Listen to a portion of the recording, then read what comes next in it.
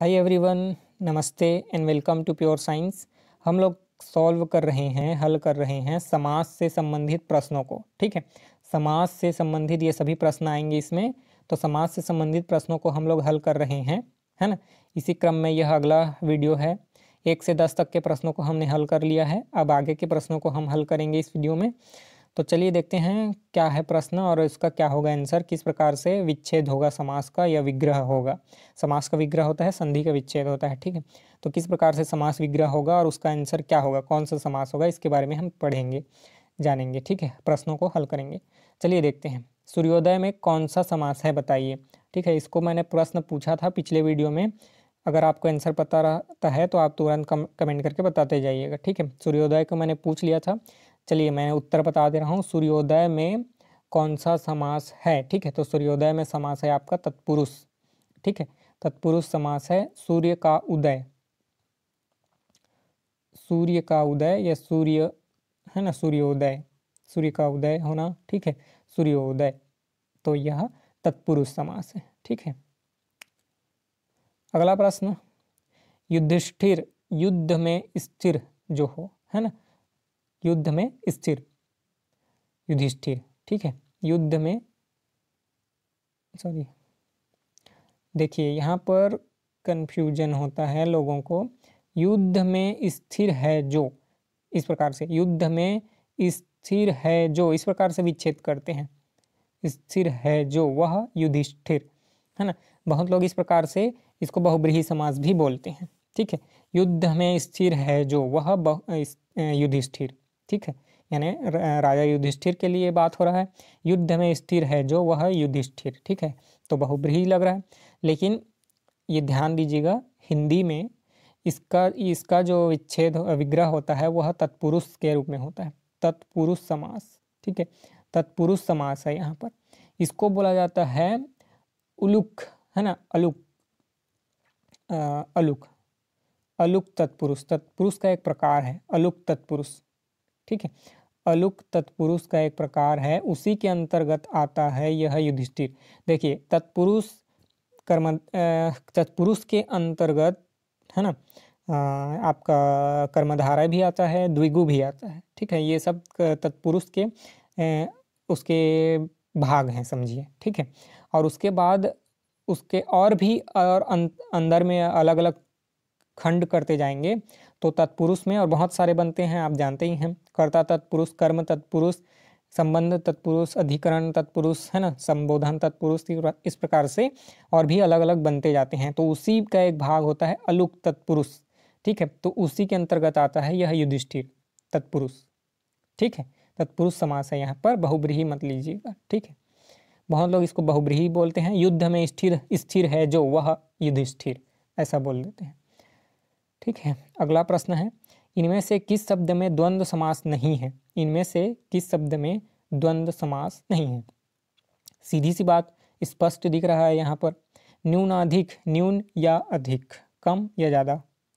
ठीक है, न्यून या अधिक, है ना, तो यह हो गया आपका वैकल्पिक द्वंद्व। ठीक है, राजा और रंक या राजा या रंक, राजा और रंक है यहाँ पर, है ना, तो यह भी द्वंद्व है।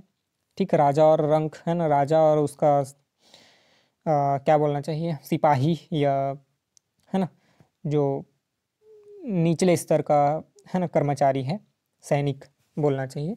तो राजा या रंक या नौकर, है ना, उसका। गंगा और यमुना, है ना, यहाँ भी द्वंद्व समास है। लेकिन बंधन मुक्त क्या है, बंधन से मुक्त, बंधन से मुक्त, करण तत्पुरुष। ठीक है, करण तत्पुरुष, बंधन से मुक्त, कर्ता ने कर्म को करण से मुक्त, है ना, से मुक्त बोल रहे हैं ना, इसलिए बंधन मुक्त जो है तत्पुरुष समास है, यानी कि द्वंद्व समास नहीं है। ऑप्शन डी जो है सही उत्तर है।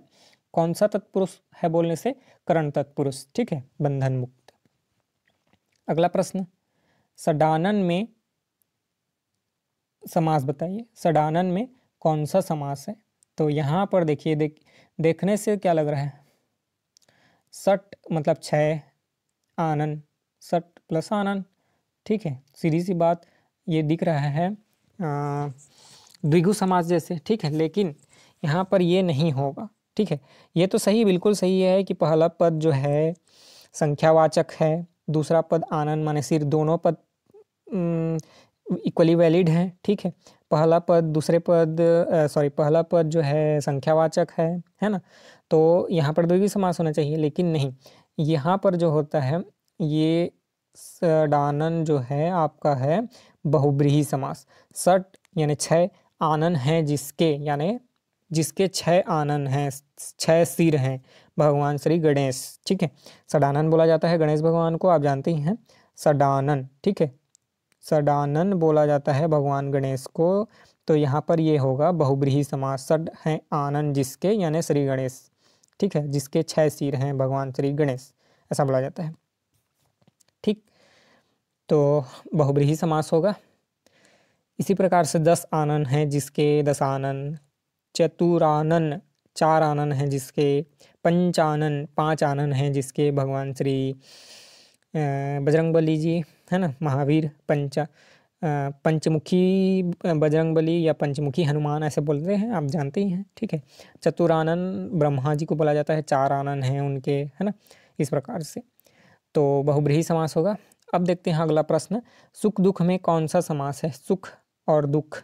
ठीक है, द्वंद्व समास स्पष्ट है, सुख और दुख लगे रहते हैं, इस प्रकार से नहीं बोला जाता। ठीक है, या यहाँ पर या वाला भी हो सकता है, सुख या दुख, आप किसी एक कंडीशन में होते हैं, सुख में या दुख में, इस प्रकार से सुख या दुख, या जीवन में सुख और दुख लगा रहता है, सुख दुख लगा रहता है, तो उस कंडीशन में भी द्वंद्व समास है।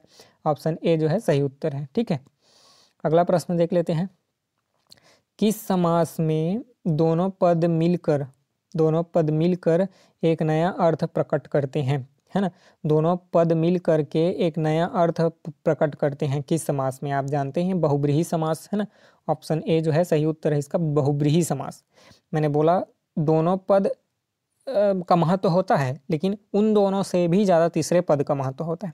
पहला पद और दूसरा पद दोनों का महत्व है, लेकिन दोनों मिल करके जो तीसरा पद बनाते हैं उसका ज़्यादा महत्व होता है। ठीक है, तो इसीलिए बहुब्रीहि समास होता है। ठीक है, जैसे सडानन 6 सठ यानी आनंद, सठ और आनंद दोनों का महत्व है, बट सडानन यानी श्री गणेश जी का ज़्यादा महत्व है, या गणेश जो शब्द है उसका ज़्यादा महत्व है। ठीक है, इसलिए वहाँ पर नया अर्थ जो प्रकट करते हैं उस कंडीशन में कौन सा होता है? बहुब्रीहि समास।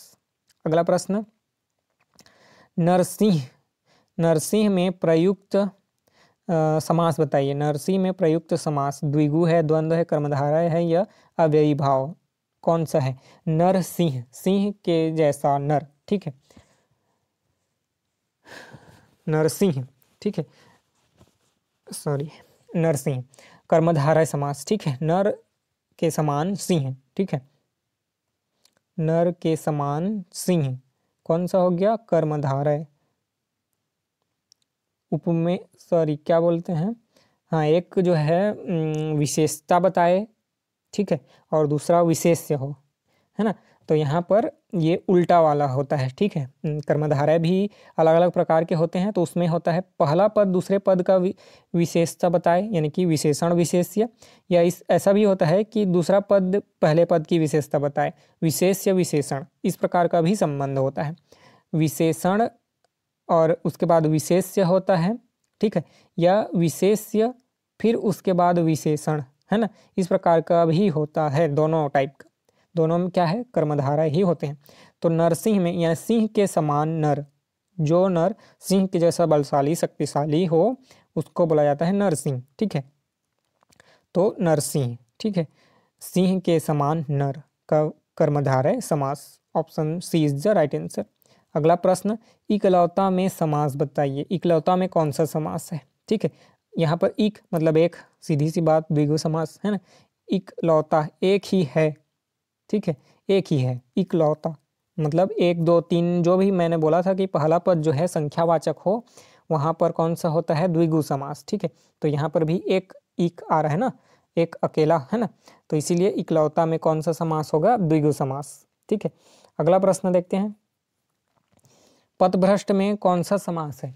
पथभ्रष्ट। ठीक है, पथ से जो भ्रष्ट, यानी पद से हटा हुआ, पथभ्रष्ट। ठीक है, कौन सा समास होगा? तत्पुरुष, ठीक है, पद से भ्रष्ट। ठीक, पद पद पथ सॉरी पथ मतलब रास्ता से भ्रष्ट, भ्रष्ट, पथ भ्रष्ट जो है। तो यहाँ पर कौन सा तत्पुरुष, करण तत्पुरुष, पथ से भ्रष्ट है ना, पद से हटा हुआ, पद से हटा हुआ, रास्ते से अलग चलने वाला है ना, पथ पथ भ्रष्ट तत्पुरुष समास, करण तत्पुरुष, नहीं सॉरी, अपादान तत्पुरुष से दो जगह आता है ना, बट दोनों का अंतर होता है। कर्ता ने कर्म को करण से के द्वारा, से या के द्वारा कोई काम होता है, साधन के रूप में जब से आता है ना, से या के द्वारा, ठीक है, ऐसा काम किया जाता है। हाथ के द्वारा खाना खाया जाता है, जैसे हाथ से खाना खाया जाता है, हाथ से खाना खाया जाता है या हाथ के द्वारा खाना खाया जाता है। इस कंडीशन में ये से जो है अलग होने वाला भाव नहीं बताता, ठीक है, लेकिन अपादान जो होता है ना वो हटने वाला, कटने वाला बताता है, तो वो वाला से है यहाँ पर। जैसे पथ से भ्रष्ट में ही देख लीजिए, पथ से भ्रष्ट यानी पथ से अलग होता हुआ, भ्रष्ट होता हुआ, हटता हुआ, ठीक है। तो इसलिए यहाँ पर अपादान वाला जो है तत्पुरुष होगा, तत्पुरुष तो होगा ही बट अपादान तत्पुरुष है, ठीक है। पथ से भ्रष्ट, अलग होता हुआ, कटता हुआ, हटता हुआ, ठीक है, वो वाला से है, ठीक है। तो option B is the right answer, तत्पुरुष समास। अगला प्रश्न, देश सेवा में समास बताइए। देश सेवा में कौन सा समास है? देश की सेवा, ठीक है, देश की सेवा करना, ठीक है, देश सेवा तत्पुरुष समास है, स्पष्ट बात। संबंध तत्पुरुष है ना, काके की है ना, संबंध बता रहा है, देश की सेवा ना मतलब देश की सेवा हो रही है यहाँ पर, इसलिए कौन सा तत्पुरुष? संबंध तत्पुरुष। ऑप्शन सी तत्पुरुष समास सही उत्तर है, संबंध तत्पुरुष है, देश की सेवा, ठीक है। इस वीडियो में इतना ही रखते हैं, अगले वीडियो में हम फिर से चर्चा करेंगे अगले प्रश्नों को, ठीक है। तो बने रहिएगा हमारे साथ, मिलते हैं अगले वीडियो में, तब तक के लिए नमस्ते, धन्यवाद, थैंक यू।